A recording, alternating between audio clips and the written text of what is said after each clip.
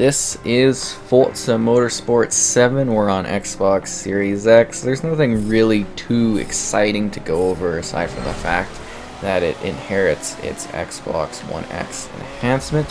So that means we get a gorgeous, beautiful native 4K resolution at a completely locked 60 FPS with HDR support, and it's on Xbox Game Pass, and it's remarkably stunning. So jump into it, play it while you can, because usually the licensing means that these games don't last forever. But yeah, this looks absolutely incredible. So we'll be showing off a number of the different race options that are present and kind of presenting some of the tracks just so you get an idea of what this gorgeous game can provide. It really is stunning. I think it's like really the best, motorsport and or track-based racing option out there. It looks incredible. It's very authentic, and they've given it a lot of support over the years, and I can't wait to see where they take this part of the franchise next. Now, I will note that I am more of a fan of the Horizon series. I know this is more of the serious kind of track racing, and I just love the feeling of the open environments more than I do of the tracks or the strict track setups. That being said, yeah, this game is incredible looking.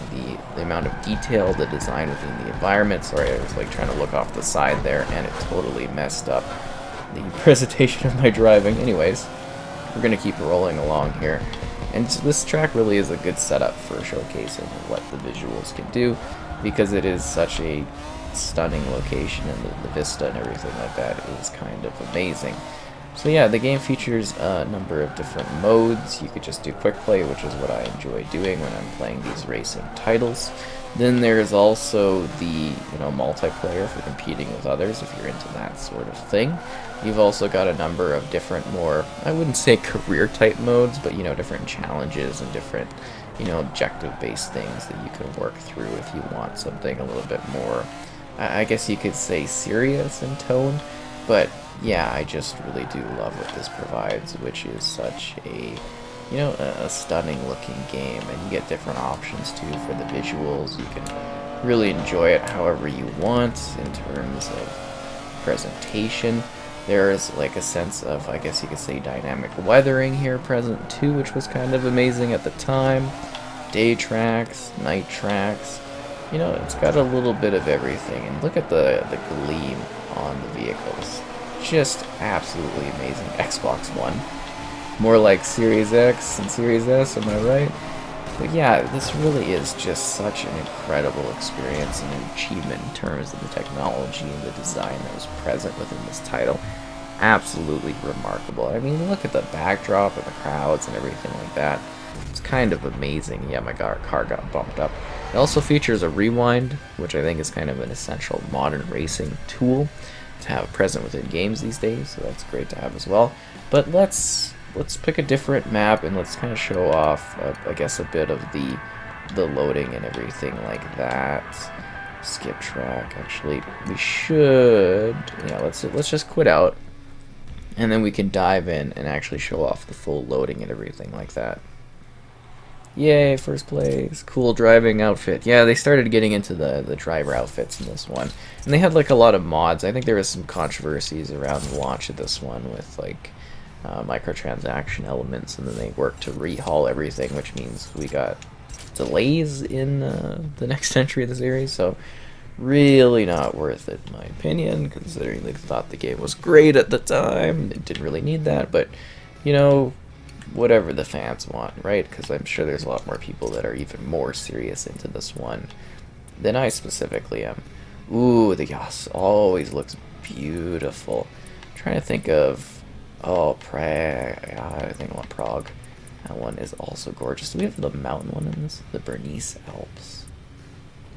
I think we'll do the Bernese Alps. Oh, let me see. One lap.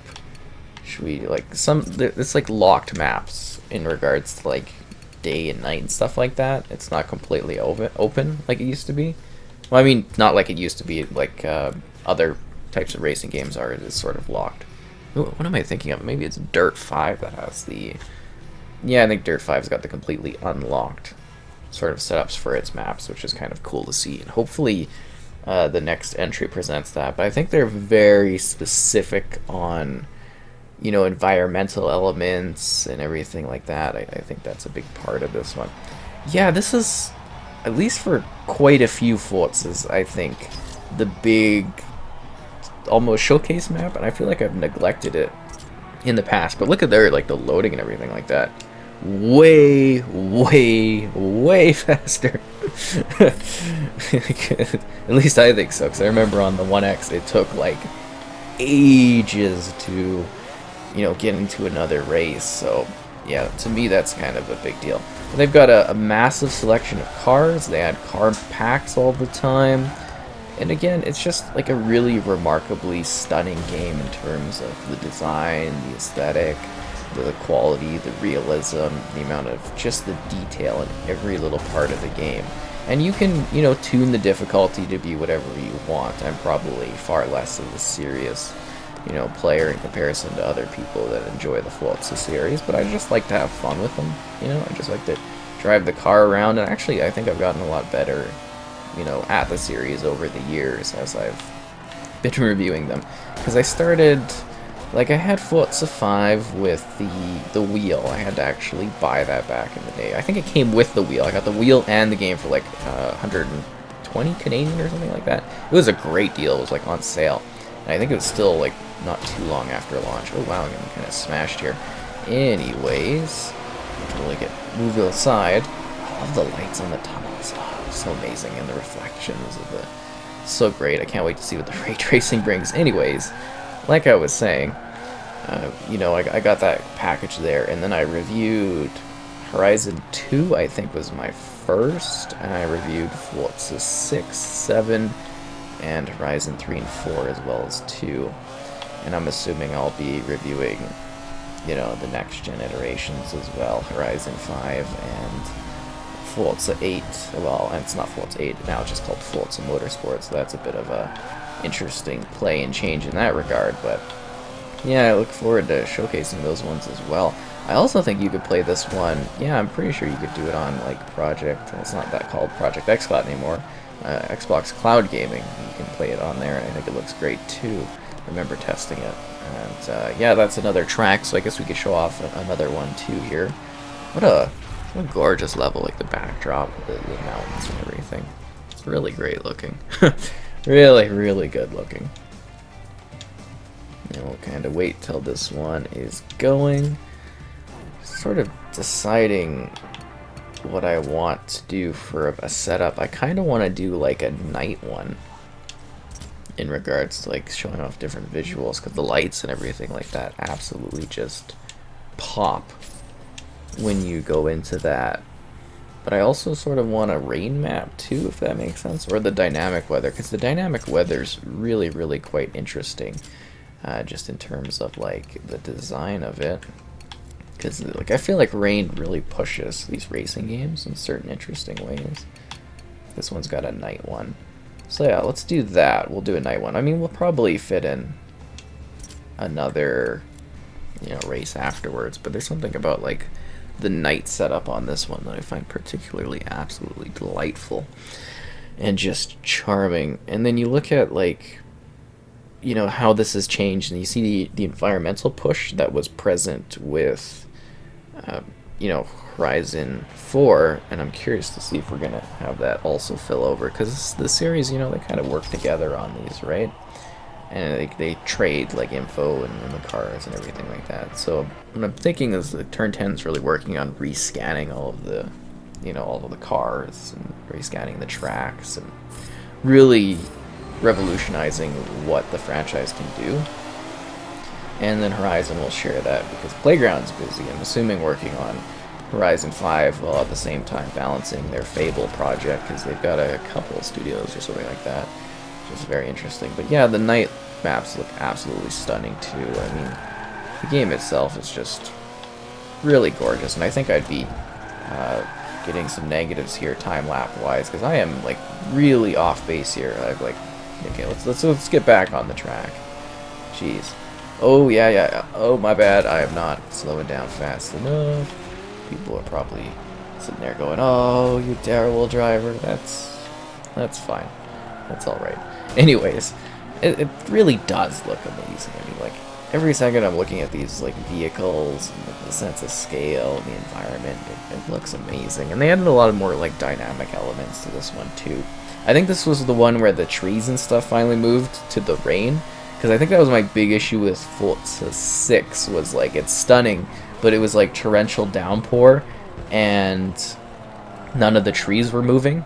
Like, you could see the wind and everything like that. I think it was that one. Might have been 5. I think it was 6 that had that issue too. And it was like, none of the trees were swaying. I'm like, come on, it's like this huge storm. And I think they cleaned that one up, or that issue up in this one, from what I recall. And then I should mention the Drivatars, if you're not familiar with that. So I'm actually kind of competing against the AI representations of, why am I sliding so, like, I'm not getting a lot of handling today on these vehicles. I don't get it. Usually I'm able to stop a lot more, like, on a dime. I know I'm going pretty fast, but, you know, I usually play with a little bit more of a floaty style of movement anyways. What I was saying is the Drivatars are basically like these AI representations of people online, your friends and stuff, so they're a fun little system that's been present since, I think, the start of the gen with Forza 5 had that one. Yeah, it's really neat to see how, you know, the technology and the development of these games has changed over the years, because I think we're kind of moving towards where, you know, the new motorsport is going to be like the definitive one for like a decade or something like that was the plan, or something I've been hearing. So they're doing these more like long-term entries instead of rehashing the thing over like periods of time. Like, is the track rainy? Like, what is going on here tonight? Oh wow, I love the reflections. Anyways, like I was saying, it seems like they're going more for longevity with these titles, so I don't think we'll necessarily see as many releases this gen when it comes to the franchise. I think they can still whip out the Horizons every once in a while because those are new locations, but I think for Motorsport it's going to be more of a long-term experience. And again, I can't wait to see what they actually do deliver in that regard, because I think there's, you know, a lot of potential for the series going forward in like one confined and upgraded thing over time. We'll have to wait and see, right? So I want to do like one more match. We're going to do the rain, and sorry about the driving here. I was just, it was weird. I'm having the hardest time connecting for some reason. I'm probably just bad at it. That's totally fair. You could say that. I don't really care. Just kind of showing off the game in action so that you can see what it's like and get an idea of this, like the scope and the scale of it on the next gen, because I know this is still like a big, you know, it's a big title for a lot of people, right? It's a big deal. I think it's still definitely played quite a bit of, at least I think so. And let's see, can we get through all this crap where they give me items and blah blah blah? I don't care. What would be a good rainy map? Speedway, the Watkins Glen. Actually, I think Watkins is a good one. Rio de Janeiro. Oh, Prague. Can we do Prague in the rain? I always love showing this map off. It really is incredible. Yeah, I don't think there's any... You know what? We're not doing the rain. We're showing this one off. I can't not do it when I do these looks at things. Why is it doing that one? I chose. Why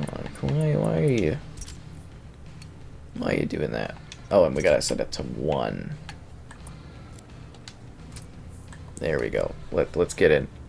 Whatever, I'll just end it after 1 lap. But yeah, it's just kind of, I don't know, it's truly a really great experience in terms of the design and the scope of it, the vehicles, the maps you play on. Do try out the rain, though, the dynamic rain. It's really quite amazing to see in action. But I would feel that I'm doing a disservice to the game not to show off this absolutely stunning location. It truly is absolutely remarkable. And I love like the attention to detail and the city scopes and everything in it. It's kind of wild. Here we go. Yeah, the reflections are good now, but when we get that like ray tracing in, I think that's going to be the true showcase of what next gen capability is. Yeah, I should have started with this map. I don't know what I was thinking. This one is just absolutely incredibly detailed. I always do it as my presentation. I just I went weird. I went off the script today. What are we doing, guys? We're all getting packed up here. But yeah, there's many ways to play this game. There's many ways to enjoy it. I definitely still think it's worthwhile getting into because this looks like a next-gen release, basically, still. I mean, I don't really have any sort of complaints with the design of it. Like, aesthetically, it's kind of remarkable to take in, honestly. It looks just, ugh, wow, breathtaking, every single moment of it. And it's hard to really find, like, I guess you could say, like, faults within the design of the world, the visuals, the cutting-edge look of it. It's kind of amazing, and I'm really curious, like, genuinely curious to see what they're going to do with that next-gen release, because I think if they were able to achieve, you know, a native 4K 60 on the 1X, just think of what they're going to be able to do with all that power. That's just kind of going to be available here. I think it's going to be kind of a big deal in terms of, like, the designs and the scope of what they can really present. Because, I mean, you're limited, right, when you're doing a track racing game. You are. You've got the specific track, and then you can do the backdrops. And I think the backdrops are perfect here. I mean, they're large in scale. I don't see any faults within them. I see this full scope of the environment that I'm in. And then you get the weather and everything like that. I'm not sure what else they could do aside from maybe, like, packing in more density within, like, the AI that are out to the sides. I can't believe I'm in 8th place. I did so bad this time. Jeez. Anyways, was that slowdown at the start completely ruins it for you. It's an incredible game. It's definitely worth checking out if you haven't played it, and you should jump into Forza Motorsport 7. I think you're really missing out if you've not given this a one-mode whirl, because it is, you know, fantastic, and this map in itself is definitely great. Like, just the level of detail. This is such a classic sort of map within the series. At least I think so.